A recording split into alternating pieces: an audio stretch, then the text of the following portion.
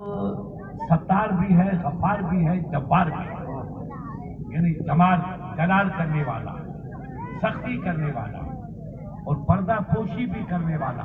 और एक नाम मैंने तेरा सुना कि तू रहमान भी है, रहीम भी है। तो मैंने जलाल तो देख लिया कि मुझे हुक्म मिला जाओ तो मैं देखो ये तेरी कहारी है, तो कहार है, मैं मानता हूं। मगर मैं देखता हूं मेरा रब रहमान कैसे है वो देखना चाहता हूं। काचा फरिश्ता इसको वापस बुलाओ।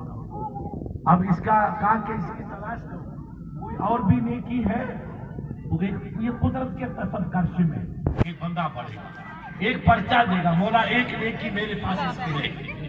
कहा लाओ। अब उसको खोला, लिया, ले करके तराजू में रख दिया। कहा इसको यहां रखो।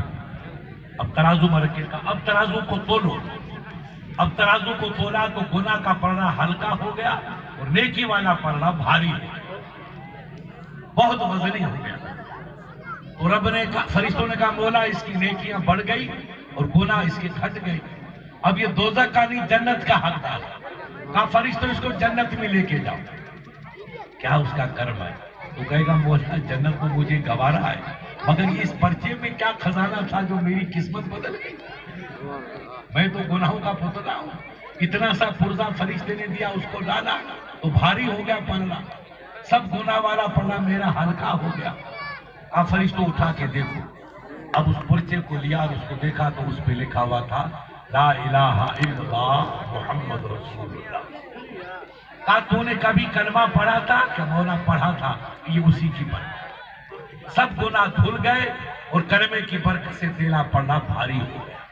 देखो एक कलमा पाक इंसान को दोज़ख के बजाय जन्नत में पहुंचा सकता है।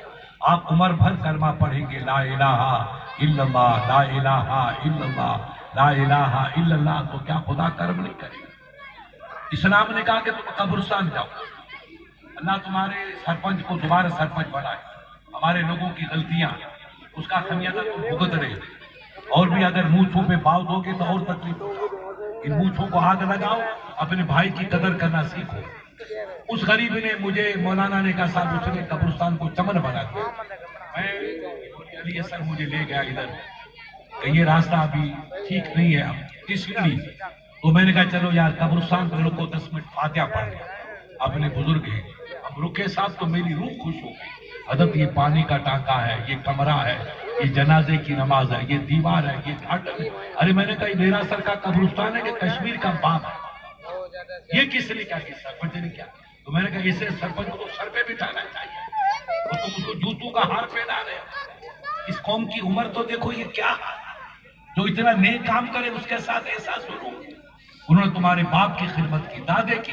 कब्रिस्तान में कौन सो रहा है? हमारा बाप ही तो सो रहा है, हमारा दादा, हमारा वालिद है। अरे जो आपके बाप दादे की खिदमत करे उसको कलेजे पे बिठाओ, उसका जूतों का हार पहना रहे, ये कैसी इंसानियत? मैंने फातिहा पढ़ी, अल्लाह गवाह मेरी रूह खुश हो।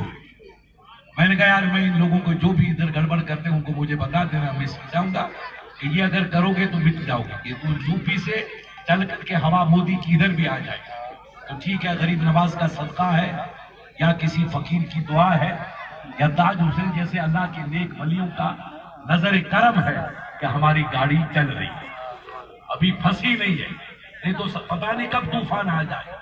आप देखो क्या हाल हो रहा है, लोगों को जीना मुश्किल हो गया।